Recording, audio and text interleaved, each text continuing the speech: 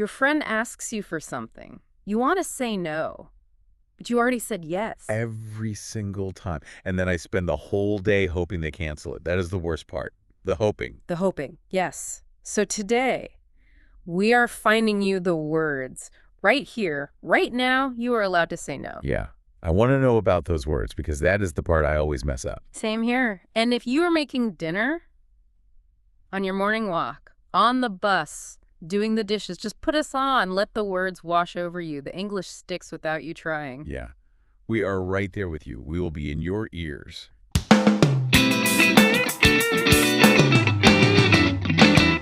Hello, English learners. Welcome back to the Two English Mugs podcast, your cozy corner to practice English through real, natural conversations. I am Emma. And I am Josh. Grab your drink. We are glad you are here. This episode is B1 level. That means you know the basics, you can make sentences, but sometimes the right phrase is just out of reach. That is exactly where I live. Just out of reach. Today we fix that. 4 techniques for saying no. Politely. Clearly. Without the guilt. 4. I could do 4. So, let's start by looking at reality here, Josh. Walk me through it. Oh, boy. Okay. When was the last time you said yes when you really desperately meant no? Oh, I don't even have to think about it. Yeah. Last Friday. Oh, recently. Yeah, very recently. A colleague asked me to cover her presentation for the afternoon. Right. And, well, I already had plans to leave early and go hiking. But I completely froze. Oh, no. Yeah, I smiled, I said yes, and then I spent the entire weekend just furious at myself while I worked on her slides. I completely get that. And, that anger you felt wasn't really at her, was it? Not at all, no. It was at myself. Right. Because you had a tiny moment, a little pause right after she asked the question where you could have saved your weekend. Yeah. But instead you rushed to fill the silence. And for our learners, to fill the silence just means speaking quickly because a quiet moment feels uncomfortable. I absolutely hate that pause. Okay. It feels so heavy. I just, I blurt out yes to make the awkward quiet go away. Yeah. I've been doing it for years. Most of us do. I mean, we just panic. But that little pause is actually your best friend. Really? Yeah, because that is exactly where the right phrase lives. Okay, I like that.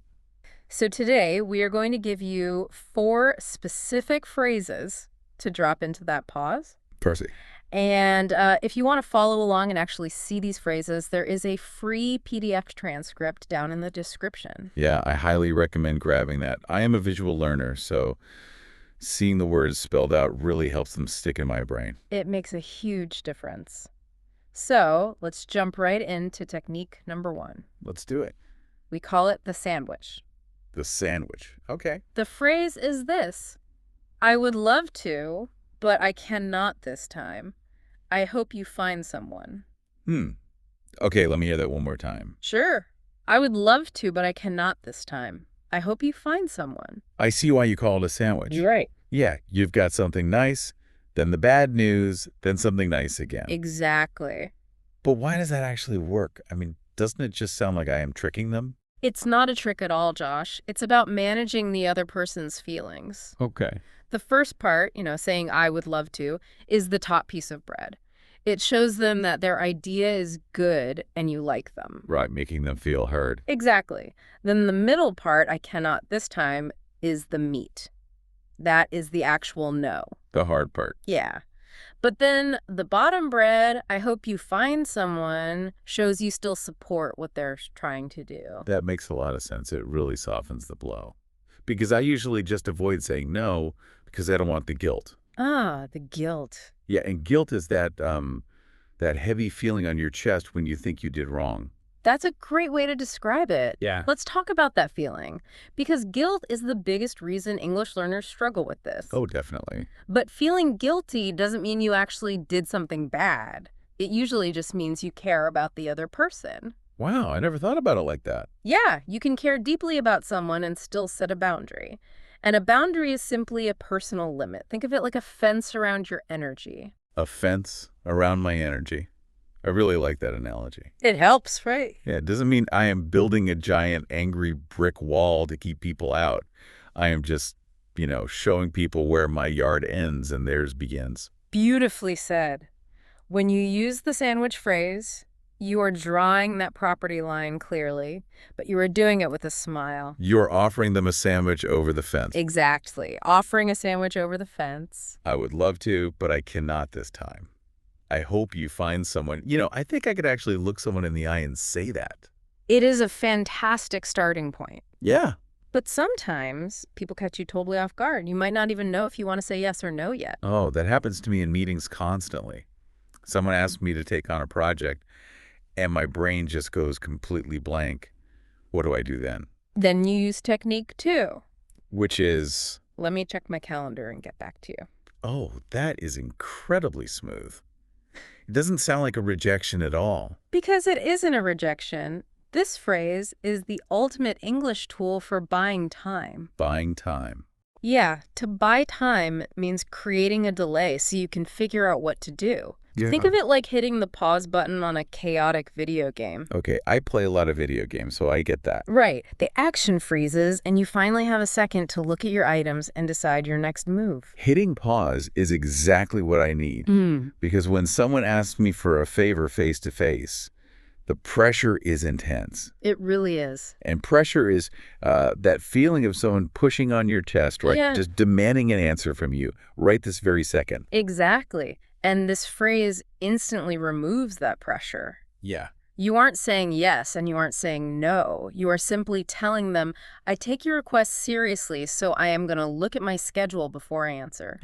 I actually used a version of this yesterday. Did you? Yeah, if a friend asked me to help him move his sofa on Saturday, I said, let me check my calendar. And But Emma, my calendar was completely empty. I had 0 plans. did you feel bad about that? A little bit. Right. I felt like I was lying because I didn't actually have anything scheduled. Josh, you weren't lying at all. You weren't checking your schedule. You were checking your energy. Wow. Sometimes your calendar is totally empty, but your battery is at 1%. You need that pause to realize, wait, I need Saturday to rest. Checking my energy. That reframes it entirely for me. It's important to remember. Okay, so we have the sandwich for a soft no and the calendar for pausing. What about when I am at the office? My boss isn't going to love the sandwich method. Which brings us to technique 3, the corporate lifesaver. All right, let's hear it. Right now, I am at capacity with my current projects. At capacity? That sounds incredibly serious. Almost a little robotic, to be honest. It sounds formal because it is removing all the emotion from the situation. To be at capacity means you literally cannot hold anymore. Imagine a busy restaurant on a Friday night. Okay. When every table is full, they reach their fire code limit. Right. They put a sign on the door. Exactly. The host isn't saying, I don't like you, please go away. No, they're just full. Right. They are simply stating a fact. The building cannot physically hold another human being. When you tell your boss you are at capacity, you are shifting the rejection away from personal feelings and making it about math. That is brilliant. You are saying, I would love to help, but the math of my workload simply will not allow it. Managers understand math. They respect it. And notice the very first 2 words of the phrase. Right now. Yes. Right now I am at capacity. It makes it temporary. So it means not today rather than never ask me again. Exactly. It keeps the professional relationship positive. Though I do know someone who tried this formal phrase in a very non-formal setting recently. Oh, no. You mean me? I might. Yes. My mom asked me to come over and fix her Wi-Fi router on a Tuesday night. I was exhausted, so I tried to use this exact phrase. I said, Mom, right now I am at capacity with my current projects. Oh, my goodness. Please tell me how that went. She just laughed out loud. She didn't miss a beat and said, fine, call me when your cup is less full. She threw the analogy right back at me. That is incredible. But hey, it worked. It did. She understood the boundary. Now, we have done soft, we have done delayed, and we have done professional. Are you ready for the final technique? I am ready. Lay it on me. The phrase is, no, I cannot do that. Wait, that is it. Just no. That's it. Emma, if I say that to a colleague, they are going to think I hate them. Correct. It feels way too aggressive. It feels aggressive because you aren't used to it. But in English, no is a complete sentence. It is. Yes, you do not owe anyone a 10-part explanation or a massive apology just because you are declining a request. But it feels so bare. It's like walking outside in the winter without a coat. I Ah. feel incredibly exposed just thinking about saying that out loud. That exposed feeling is just you stepping out of your comfort zone. Right. We often confuse being polite with just agreeing to everything. Right. But polite just means treating someone with respect. You can respectfully decline something without wrapping it in a dozen excuses. So I can be polite and still just say no. But what about the silence afterward? It is going to be unbelievably awkward. And awkward means feeling uncomfortable or clumsy in the moment, right? Like you don't know where to look. That is the perfect definition. Yes, it will be awkward the first time. But you have to remember, the silence after you say no belongs to the other person. Oh, wow. It is their job to figure out what to say next, not yours. Let the silence sit there. I always try to rush in and fix the silence for them. I start rambling and offering alternatives. Let's test that right now. We are going to do a quick role play. Oh, boy. I'm going to be a very pushy colleague. I want you to use all 4 techniques in a row as I keep pushing you. Okay. I am ready. Go. Hey, Josh, I really need you to write this weekly report for me. It is due tomorrow morning. I would love to, but I cannot this time. Fine. I hope you find someone. Let's pause there. How did that feel? It felt a little scary, but the sandwich made it okay. I felt like I was being kind. Good. But I am a nightmare colleague, and I don't care about your kindness, so I push back. Oh, come on, Josh. It will only take you an hour, please. Let me check my calendar and get back to you. Let's pause again. Notice how you didn't panic. Yeah. Hitting the pause button felt amazing. I didn't say yes. But I am relentless. Actually, Josh, I need an answer right now. The director is waiting. Right now, I am at capacity with my current projects. Perfect. Yeah. You shifted it to math. But I try one last guilt trip. You are always so busy. Can you seriously just do this one small thing for me? No, I cannot do that. And scene, you survived. Wow. That last one really felt awkward. My heart rate actually went up. But I didn't give in.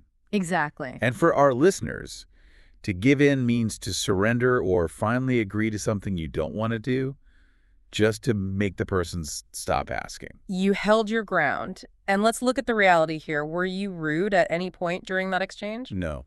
I was respectful every single time. I was just very clear. Clarity is kindness. Now let's talk about what ruins that clarity. There are 3 common mistakes people make when trying to say no. Okay. Mistake number 1, over-explaining. I am the king of this. I say no, but then I'll list 5 different reasons why I can't do it. And why is that a bad idea? Because when you list 5 reasons, you are handing the other person a map of your excuses. If you say, I can't, my car is broken, they will say, oh, I will pick you up. You leave a crack in the door, and they will push it open. So keeping it short closes the door cleanly. The The longer I talk, the more room I give them to negotiate. Exactly. What is mistake number 2? The fake yes. This is when you say yes just to end the awkwardness, but secretly plan to cancel on them tomorrow. Oh, that is brutal. I have done it, though. We all have. It feels like a relief in the moment, but it is really just postponed stress. Yes. And postponed stress means you were just taking today's anxiety and forcing tomorrow's version of yourself to deal with it. That's spot on. And it is worse for everyone. You feel guilty twice. Once for lying and once for canceling. That double guilt is the worst. And the other person is left in a terrible spot because they were counting on you. A clean no today is vastly superior to a messy cancellation tomorrow. That hits close to home. All right, mistake number 3. Too many sorries. Saying, I am so sorry. I really wish I could. I am just so sorry. But saying sorry is polite. Why is that a mistake? 1 sorry is polite. 3 sorries makes you sound unsure. It is like blood in the water. Blood in the water. Yeah. Like sharks. Yes. The other person hears all those apologies and thinks, oh, he feels terribly guilty. If I just push a little harder, he will change his mind. I never thought about it like that. So 1 apology, deliver the phrase, and stop talking. That is the formula. So let's pull it all together. What is your toolkit now? Okay, I've got 4 phrases. The sandwich for soft landing, checking my calendar to buy time, at capacity for professional boundaries, Yeah. and the bare no for a complete stop. Perfect. And I need to avoid over-explaining fake yeses and apologizing a million times. You absolutely nailed it. My brain is working hard today. I think I need to slow down. All right, let us slow things down and move to our vocab unwind.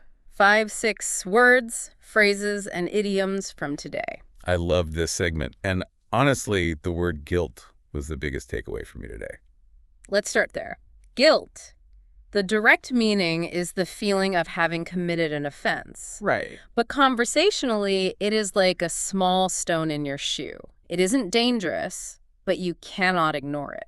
Yeah, I shared earlier how guilt totally lied to me when I was thinking about canceling dinner with my mom. Exactly. Word number 2 is boundary. Officially, a personal limit to protect yourself. But the analogy we used was a fence around your garden. Yes. It doesn't mean you hate your neighbors, just that you have your own space.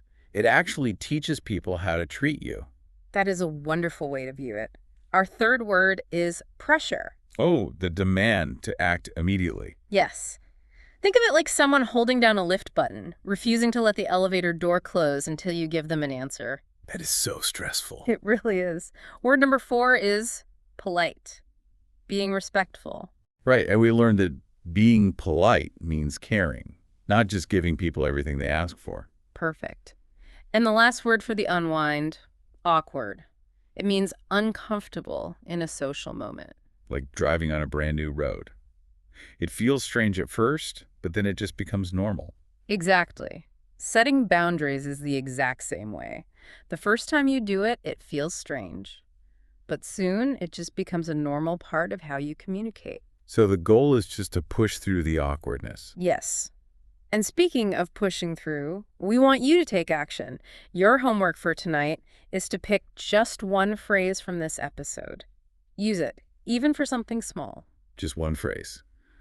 I am going to try this sandwich on my friend next time he asks me to help him move. I want to hear how that goes. And remember, everyone, you can get the free PDF transcript with all the vocabulary in the video description below. Reading along really helps solidify these new phrases. Also, please hit the like button, subscribe to the YouTube channel, and share this episode with just one friend who struggles to say no at work. We all know someone who needs to hear this. Absolutely. And drop a comment for us down below. Which phrase will you try first? We read every single comment, so let us know. Next week, we are talking about small talk, but not the weather. Real phrases to start a conversation without saying, "Nice weather, isn't it?" I can't wait for that. Yeah. We will see you next time. Thanks for listening, everyone. Keep your English cozy. Take care of your family. Bye.